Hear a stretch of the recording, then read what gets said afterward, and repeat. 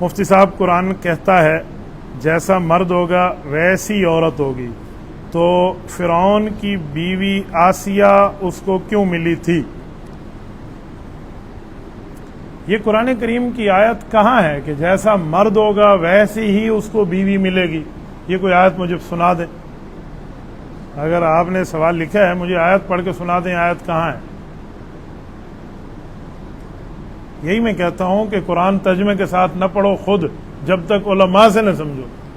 یہ جو ترجموں سے خود پڑھتے ہیں نا بیٹھ کے، وہ یہ قرآن کی آیت لے کر آتے ہیں، ایسی آیت پورے قرآن میں نہیں ہے۔ الخبیثات للخبیثین کا معنی علماء کو پتہ ہے، اس کا یہ مطلب نہیں ہے جو آپ نے نکالا ہے۔ والطیبات للطیبین کا یہ معنی نہیں ہے۔ یہ کوئی چوتھا پانچواں بندہ مجھ سے سوال کر رہا ہے، پتہ نہیں کوئی وائرل ہوا پڑا ہوگا یہ سوال۔ قرآن پاک میں ایسی کوئی آیت نہیں ہے کہ جیسا مرد ہوگا ویسی بیوی ملے گی۔ قرآن کی آیت کا مطلب یہ ہے کہ نیک مرد نیک بیوی کے ساتھ رشتہ کرے، برا مرد نیکوں کے پاس کیوں آتا ہے؟ وہ اپنے جیسوں کے ساتھ جا کے رشتہ کرے۔ یہ قرآن نے تو ایک صورتحال بتائی ہے، اسپیسیفک قانون نہیں بنایا کہ اگر خاوند نعوذ باللہ گناہ گار ہے تو اس کی بیوی بھی وہ گناہ کر کے دکھائے گی۔ ایسا قرآن میں کسی جگہ موجود نہیں ہے۔ ایک کا گناہ دوسرے کے اوپر قرآن نہیں ڈالتا، ٹھیک ہے؟ پہلے تو یہ قانون سرے سے نہیں ہے کہ جیسا مرد ہوگا ویسی بھی۔ میں مثال دے رہا ہوں، مرد نے ایک جگہ جا کے غیبت کی ہے تو اب بیوی بھی غیبت کرے، یہ اس کے ساتھ نتھی آپ کیوں کر رہے ہیں؟ مرد ایک جگہ جا کے بد نظری کر رہا ہے تو بیوی بد نظری شروع کر دے، کیوں؟ ایسا معاملہ کیا ہے؟ اگر یہی معاملہ ہے تو پھر مرد نبی ہے تو بیوی کو نبی بنا دیں آپ، مرد خاوند حافظ ہے تو بیوی کو حافظ بنا دیں، اگر خاوند اللہ حافظ ہے تو بیوی کو اللہ حافظ بنا دیں آپ۔ یہ ایسا معاملہ قرآن کریم نے نہیں کہا۔ یہ جو صرف ترجموں سے پڑھنے والی مخلوق ہے نا، خود ترجمہ دیکھیں اور خود پڑھیں، یہ ان کے معاملات ہیں، یہ وہ سوال کرتے ہیں۔ علماء سے بیٹھ کے آپ نے والطیبات للطیبین اور الطیبات معاملات کی آیات کو سمجھا ہوتا نا تو کبھی یہ سوال نہ ہوتا۔ پہلا پوائنٹ۔ دوسرا پوائنٹ کہ دیکھیں فرعون کو جب بیوی آسیہ ملی ہے، آپ کو اعتراض یہ ہے کہ قرآن میں الخبیثات للخبیثین، زناکار مرد زناکار عورتوں کے لیے، تو لہٰذا بیوی بھی تو اس طرح ہوتی۔ ایسا نہیں ہے۔ مجھے آپ فرعون کا زنا ثابت کر دیں کہیں، ظالم تھا، جابر تھا، بے ایمان تھا، سب کچھ تھا، اللہ کے مقابلے میں اللہ ہونے کا اعلان کیا تھا، لیکن زانی بھی تھا۔ آپ مجھے ثابت کر دیں اس نے زنا کیا ہے، تو پھر آپ حضرت آسیہ رضی اللہ تعالیٰ عنہ پہ کوئی الزام لگائیں، کوئی اس طرح ثابت کر دیں۔ سب کچھ تھا لیکن اس طرح کا بے ایمانی والا کام وہ نہیں کرتا تھا۔ تیسرا جواب علماء نے لکھا ہے کہ جس وقت فرعون کے ساتھ آسیہ کا نکاح ہوا اس وقت تو فرعون نے کوئی خدائی دعویٰ نہیں کیا تھا، اس وقت تو فرعون ہی نہیں بنا تھا، اس وقت تو اس میں غلاظتیں ہی نہیں تھی۔ اور چوتھا پوائنٹ مفسرین لکھتے ہیں کہ فرعون کو بیوی آسیہ آزمائش کے لیے ملی۔ ہر بندے کی آزمائش کرتے ہیں نا اللہ، تو فرعون کو بیوی آسیہ ملی کہ آسیہ جیسی نیک پاک باز عورت فرعون کے نکاح میں ہے تو کیا وہ فرعون کی بات مان کے خود کو فرعونیہ بناتی ہے؟ اس نے نہیں بنایا۔ فرعون نے تو اس خاتون پہ اتنے ظلم کیے کہ اس کو میخوں کے ساتھ چھدوا دیا تھا، دیوار کے اندر مروا دیا تھا اس کو۔ اس سے تو فرعون کی اولاد ہی کوئی نہیں تھی، اس نے تو فرعون کو قریب تک نہیں آنے دیا۔ آپ کیسے اس کو فرعون کی بیوی بنا کے اس طرح کے معاملات میں ڈالتے ہیں؟ ایسا نہیں ہے، بلکہ ہمارے علماء کی تحقیق یہ ہے کہ حضرت آسیہ رسول اللہ صلی اللہ علیہ وسلم کی بیوی بنیں گی اور جنت میں بنیں گی، ٹھیک ہے؟ یہ عمومی قاعدہ نہیں ہے، پرفیکٹ ایسے نہیں ہے کہ جو ہے نا ایسے ہی ہوگا۔ ہاں کسی جگہ اگر خاوند برا ہے تو اس کا اثر بیوی پہ آئے گا، بیوی بری ہو جائے گی، لیکن اس جگہ ہر جگہ آپ یہ قانون بنا کے فٹ نہیں کریں گے کہ اللہ جل شانہ نے ایسا حکم نازل کر دیا اب ایسا ہی ہوگا، یوں نہیں ہے۔ اب سمجھیں جو اصل آیت ہے اس کا مطلب کیا ہے۔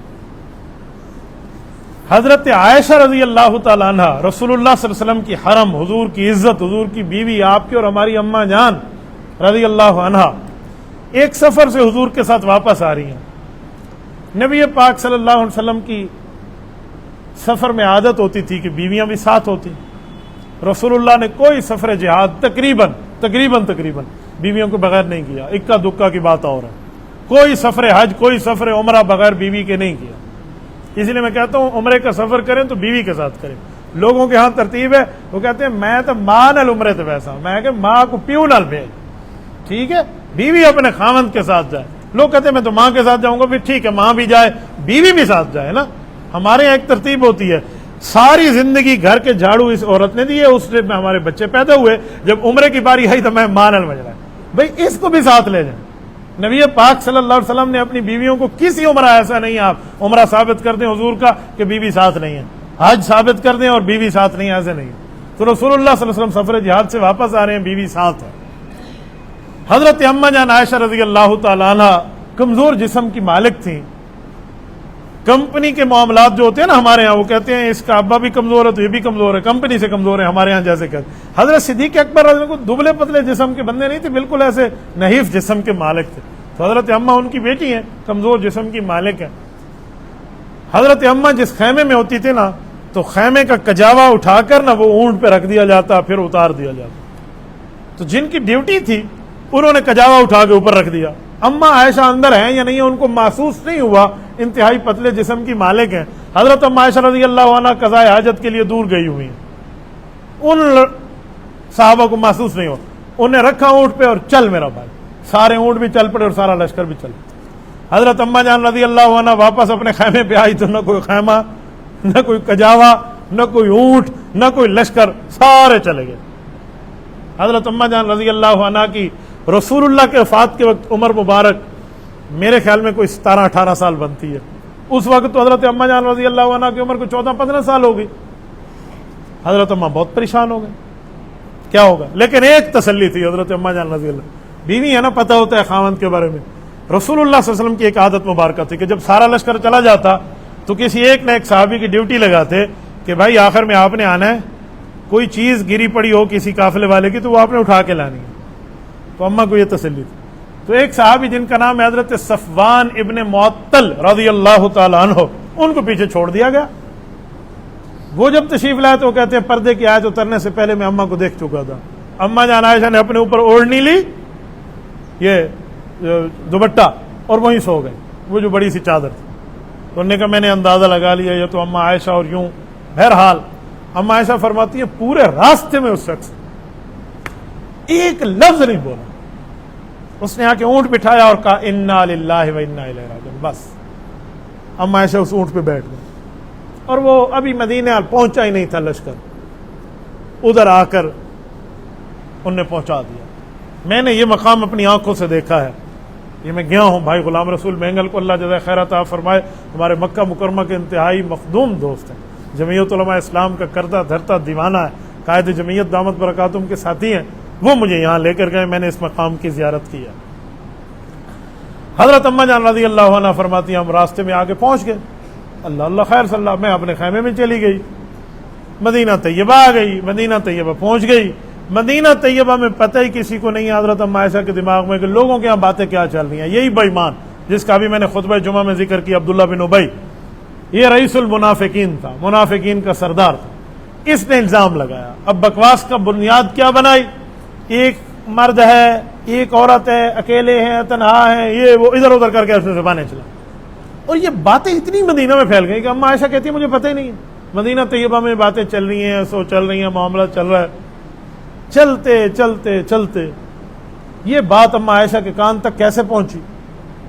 اماں عائشہ رضی اللہ عنہ فرماتی ہیں کہ اس وقت گھروں میں واش روم سسٹم نہیں ہوتا تھا تو باہر جاتے تھے، تو میں ایک خاتون حضرت ام مستہ رضی اللہ عنہ کے ساتھ جا رہی ہوں، اور راستے میں جاتے ہوئے حضرت ام مستہ خاتون ہے، ان کا ایک پاؤں پھسلا تو انہوں نے اپنے بیٹے کے لیے ایک بددعائی لفظ کہا کہ تائس مستہ، مستہ تیری وجہ سے ساری پریشانی مجھے ہوئی، تیرا یہ ہو جائے وہ ہو جائے، ایک سخت لفظ کہا اپنے بیٹے کو۔ اماں عائشہ فرماتی ہیں میں نے اس خاتون سے کہا کہ ماں تو اپنے بیٹے کو دعائیں دیتی ہیں، آپ تو انہیں سخت لفظ کہہ رہی ہیں بیٹے کو، ایسا کیوں کہا؟ تو نے کہا تمہیں نہیں پتا میرے بیٹے نے کیا کیا؟ تو نے کہا کیا کیا آپ کے بیٹے نے؟ مجھے تو نہیں پتا۔ کہ وہ جو آپ پہ الزام لگا ہوا ہے نا، وہ جن بندوں نے لگایا ان میں میرا بیٹا بھی ساتھ ان کے ساتھ شامل ہو گیا۔ اصل تو منافقین نے الزام لگایا تھا، ایک دو صحابہ کرام ان کے بہکاوے میں آ گئے تھے اس الزام میں۔ تو حضرت اماں نے کہا کیا الزام، کیا آپ کا بیٹا شامل ہوا؟ کانوں کان خبر نہیں تھی۔ اس نے پوری صورتحال بتائی۔ اماں کہتی مجھے رفع حاجت بھول گئی، میں نے کہا مجھے گھر لے چلے، گھر آ گئی۔ میں نے گھر آ کے سوچا کہ اتنے دن ہو گئے حضور علیہ الصلوۃ والسلام ویسے ہنسی مذاق میرے ساتھ، پیار کا انداز وہ نہیں ہے، اس میں تو تبدیلی آ گئی ہے۔ ٹھہراؤ آ گیا اس پہ، اور میں واقعی ایسا نہیں تھا، میں تو اس کو نارمل روٹین سمجھ رہی تھی۔ اچھا حضور پاک علیہ الصلوۃ والسلام اس بارے میں پریشان ہے، اچھا میں آزماتی ہوں۔ اماں نے اپنے دماغ میں ذہن بنایا، کیونکہ جب بھی اماں کہتی حضور پاک کو کہ میں نے ابا کے گھر جانا ہے تو حضور علیہ الصلوۃ والسلام اجازت دیتے، لیکن ساتھ ایک مذاق کی بات بھی فرماتے۔ حضور فرماتے نبی کا گھر بھی تو عائشہ تیرا گھر ہے، ابو بکر کے گھر جا کے کیا کرو گی؟ یا رسول اللہ مجھے جانا ہے ابا اماں سے ملنا، اچھا جاؤ، یہ انداز ہوتا تھا۔ اماں فرماتی ہے میں نے اس دفعہ نبی علیہ السلام گھر آئے تو میں نے کہا مجھے گھر جانا ہے، تو حضور نے فرمایا اچھا چلی جاؤ۔ وہ لفظ نہیں فرمایا جو پہلے میرے ساتھ فرماتے تھے، یہ میرے اوپر بجلی بن کے گری۔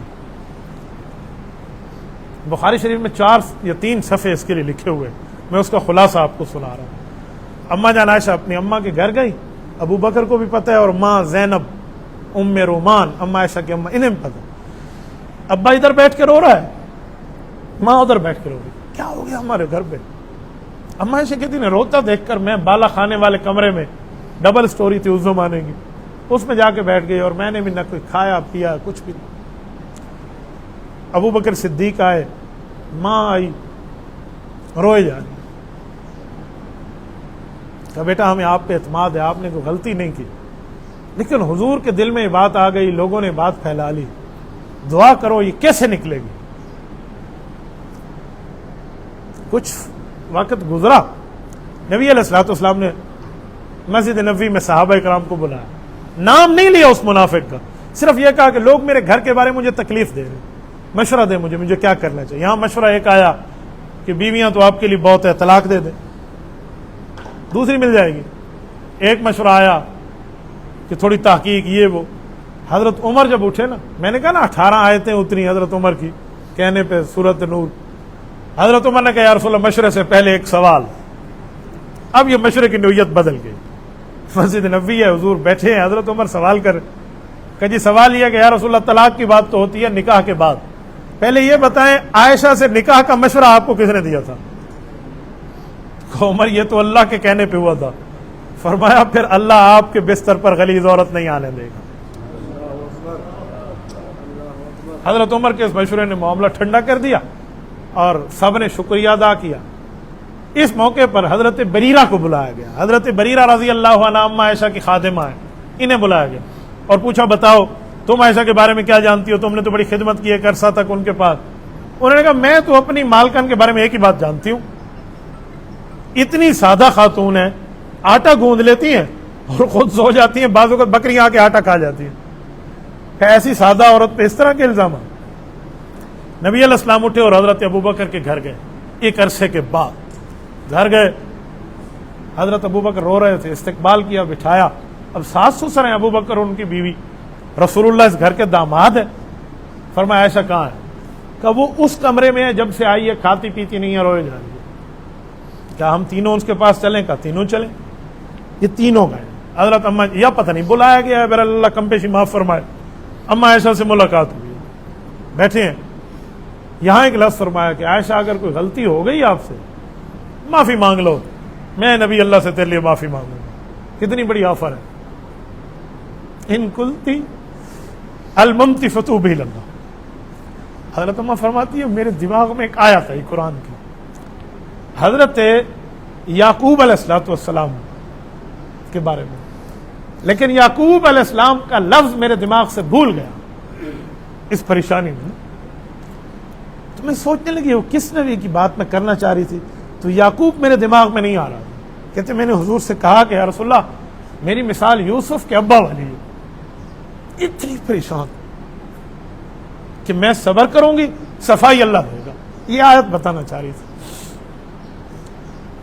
تو حضرت رسول اللہ صلی اللہ علیہ وسلم نے فرمایا ٹھیک ہے اللہ عافیت فرمائے گا۔ ابھی اٹھنے لگے تھے کہ وحی کی کیفیت حضور کے چہرے پہ طاری ہوئی، تو ابو بکر نے بیٹی کو تو کچھ نہیں کہا کہ میں بیٹی کے حق میں بولوں گا تو باپ ہوں، بیوی کو کہا کہ دعا کر ام رومان، یہ وحی اتر رہی ہے، یہ فیصلہ کر دے گی ہمارے بارے میں۔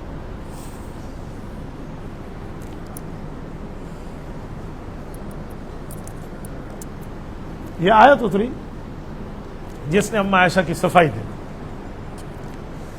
نبی پاک صلی اللہ علیہ وسلم چہرہ کھل اٹھا، قرآن کی آیت ہے ان الذین جاؤوا بالافک عصبۃ منکم، یہ جو جماعت آئی ہے نا آپ کے وہ ٹولی اللہ نے ٹولی کا لفظ بولا ہے عصبہ، فرمایا یہ جھوٹ بولتے ہیں، سبحانک ھذا بہتان عظیم، اللہ پاک کر انہیں الزام جھوٹا لگایا، بہتان باندھا۔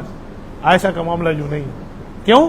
الخبیثات للخبیثین والخبیثون للخبیثات والطیبات یہ آیت اتری جس کے لیے میں پہنا کہ برے مرد تو بری عورتوں سے نکاح کرتے ہیں اور بری عورتیں برے مردوں سے نکاح کرتے ہیں، اچھی عورتیں اچھے مردوں سے نکاح کرتی ہیں اور اچھے مرد اچھی عورتوں کے ساتھ نکاح کرتے ہیں۔ ایسا معاملہ کوئی نہیں ہے۔ جن ظالموں نے الزام لگایا ان کو سزا بھگتنی ہوگی، فجلدوہم 80 جلدہ، 80 کوڑے نے مارنے ہوں گے۔ یہ قرآن کی آیت ہے۔ صرف 80 کوڑے منافقین کو نہیں لگے، جو صحابہ کرام نادانی میں اس منافق کا ساتھ دے رہے تھے انہیں بھی یہ کوڑے لگے۔ یوں اللہ پاک نے صفائی کر اس موقع پر۔ یہ جو روایت آتی ہے نا، یہ بھی میں سمجھاتا جاؤں، وہ بھی اس کے ساتھ ہے، لوگ غلطی کر جاتے ہیں اس کو سمجھانے میں۔ حضرت ابو بکر نے فرمایا تھا عائشہ اٹھو، پیغمبر کا شکریہ ادا کر کے آگے آؤ، حضور سے بات کرو۔ حضرت ام عائشہ نے کہا تھا کہ میں شکریہ ادا اپنے اللہ کا کرتی ہوں۔ یہ جو کہتے ہیں نا کہ عائشہ نے حضور کا شکریہ ادا نہیں کیا، صرف عائشہ رسول اللہ صلی اللہ علیہ وسلم کی امتی نہیں ہے، عائشہ حضور کی بیوی بھی ہے۔ یہ شوہر اور بیوی کا معاملہ ہے۔ بہرحال راضی بازی ہوگی، نبی پاک صلی اللہ علیہ وسلم نے کبھی دل میں کوئی نہیں لایا، اور وہ وقت بھی آیا جب پورے مجمع میں حضور سے پوچھا گیا کہ آپ کو سب سے زیادہ پیار کس سے ہے؟ فرمایا عائشہ۔ کہا ہم آپ کی دعوت کرتے ہیں، کھانے میں آپ آئے، فرمایا عائشہ تم آئیے ود فیملی دعوت، اور میری بیوی عائشہ آئے گی تب آؤں گا ورنہ نہیں آؤں گا۔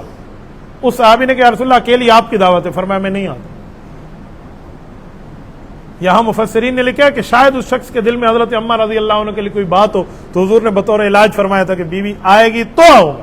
پھر انہوں نے کہا حضرت عمہ بھی آئے گی تو حضور نے فرمایا پھر ہمیں دعوت قبول ہے۔ یہ پوری بات، اس میں یہ آیت اتری ہے کہ برے مرد تو برے سے نکاح کرتے ہیں، اچھی عورتیں اچھوں سے نکاح کرتے ہیں۔ سمجھ آ گئی؟ اس کا یہ مطلب نہیں ہے کہ ایک بندے کا نکاح کہیں ہو گیا ہے، اگر بیوی غلط ہے تو خاوند بھی غلط بن جائے، اور اگر خاوند غلط ہے تو بیوی بھی غلطی میں کنورٹ ہو جائے۔ یہ مطلب نہیں ہے، یہ عمومی قاعدہ بتایا جائے۔ اب سمجھیں؟ تو اب اس سے اندازہ لگا لیں کہ فرعون کا حضرت آسیہ سے نکاح ہوا ہے، اس وقت فرعون نہیں تھا۔ دوسری بات یہ ہے کہ حضرت آسیہ رضی اللہ عنہ کی آزمائش تھی، وہ آزمائش میں پوری ہوئی ہے، رب نے اس کو بدلہ دیا ہے کہ جنت میں حضور کی بیوی بنے گی۔ سمجھیں؟